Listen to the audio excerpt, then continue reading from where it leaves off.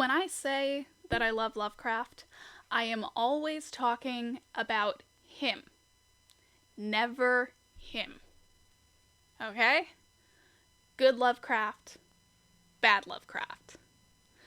Good Lovecraft, bad Lovecraft. Okay.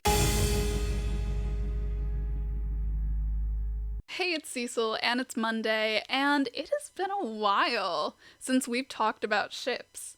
And, okay, truth be told, I originally had this video planned for Halloween, so we're like a month late, but I still really wanted to talk about them, even though it's not exactly seasonal anymore. I mean, it's not like this is a seasonal ship, it's just that what really appeals to me about this ship involves body horror, which I'm not going to get too far into today. Don't worry about that too much if you're squeamish, and I'll warn you if anything is going to be shown.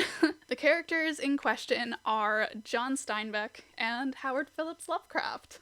Okay, I hear you. I know what you're thinking. Cecil, those are not characters. Those are classic authors.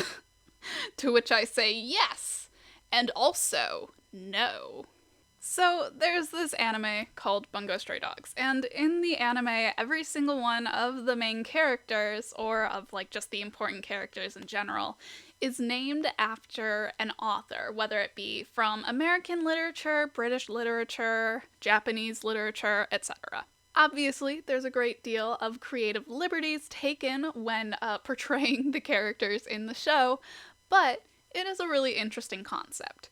Basically, it takes the author's name and gives that to the character, and then it will take one of the author's major works, and that will be the name of their power or their ability.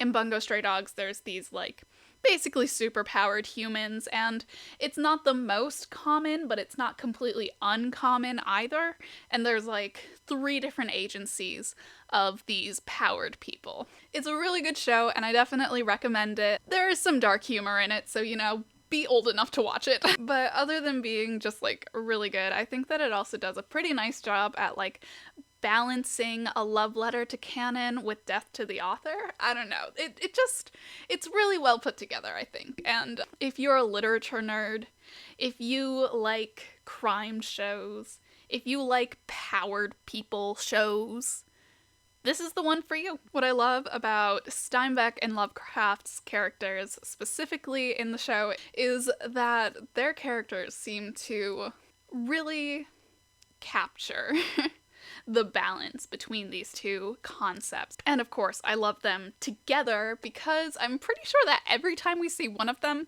we also see the other. And they're so cute. They're so good. They're such background characters. But they're my blorbos, my scrumblos, my scrunklies. You know what I mean? We first meet them in the 2nd season, and they come from this company called the Guild, which is an American association of powered people that has recently reached Japan. And I believe we meet them in a fight scene with some of, like, the central characters, which is really just a wonderful way to be introduced. Their dynamic is one of just comfortable partnership and kind of just complementing each other really well. Steinbeck loves to talk about his family, about his life when he was a farmer and all of that stuff, and Lovecraft will listen to him talking, and, you know, it meshes. So Steinbeck's ability is called The Grapes of Wrath, and I actually read that novel so that I could make this video. His character draws a lot of inspiration from the novel that his ability is named after, which I think is very, just, like, it's clever, it's nice. I know that he has a big family that seems to be lower class farmers, which is a callback to the main character of The Grapes of Wrath. And some of Steinbeck's named siblings all have names that are from the book. So I think that's cool. This is where the body horror comes in. I will put on the screen where you can skip to. His ability involves planting a grape seed in his skin, and out of it grows grapevines that basically act as an extension of his body. And with this, he can manipulate the plant life around them as well. He can use this to attack, to trap in a very stronghold, you know, that kind of thing. Lovecraft's ability, on the other hand, is called the Great Old Ones, which is a reference to the real Lovecraft's origins of Cthulhu. Now, that is not something I have read. I have really no interest in reading anything by Lovecraft, so I am kind of going off of just what I know about him and his writing here. Like much of the monsters that we see from the real Lovecraft, Bungo Stray Dogs Lovecraft has the ability to, well, is it really an ability? This one's weird to explain. So he's kind of a bunch of tentacles stuffed into a fake human form. And that is the best I can explain it. He starts to just like unravel into tentacles when we see him in the fight scene.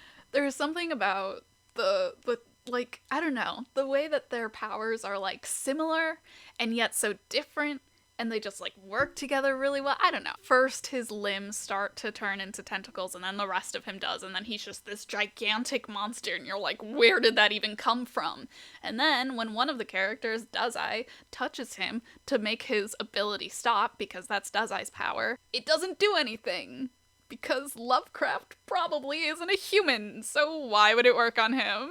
There's definitely a lot of horror and otherness to Lovecraft's introduction in the show of being so strange and so weird and like, what the heck? Which is definitely in line with Lovecraftian canon. But as we see more of him in the show, he's actually kind of a really relatable character. He's really tired, he doesn't like having to work, he doesn't like having to be around people. He's kind of stressed. He just wants to take a really long nap. And when he's asked what his idea of entertainment is, he imagines something similar to like a children's birthday party. He is just a little guy. And I don't know how intentional it was, or if I'm just reading into it because I'm autistic. It really feels like instead of making that otherness a point of horror, it's taking that otherness and still finding a way to make him incredibly relatable and likable. And okay, I know, this was kind of character analysis-y more than it was talking about the ship, so you may be wondering, like, what is it that sealed the deal for me on this ship? There's a scene at the end of the Guild arc when they're looking out over the water, talking about what's gonna happen for them now. And Lovecraft just kind of goes, well, my contract's done, and just walks into the ocean. Flop. Go to take a nap. And one of the other guild members who was there goes, what even is he? And Steinbeck goes, he's Lovecraft. And he just looks so fond and sounds so fond saying it that I'm just like, look at them. Look at them. Like, you can't just give me that and expect me not to make them my emotional support body horror ship. Come on. It was bound to happen. I just think they're neat.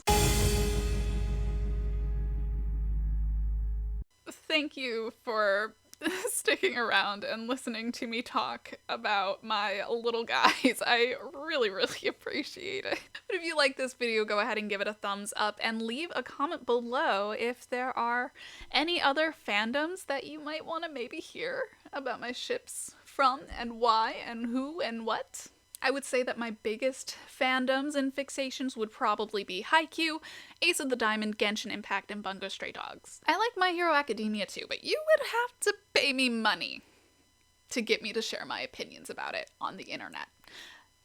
Fandom is scary. You can follow me in the links in the description box below, including my Ko-fi. If you like what I do and want to buy me a coffee, help fund my Christmas shopping in this upcoming season. Be a bro, share this video with another bro, and if you have not done so yet, subscribe, because I make new videos every Monday.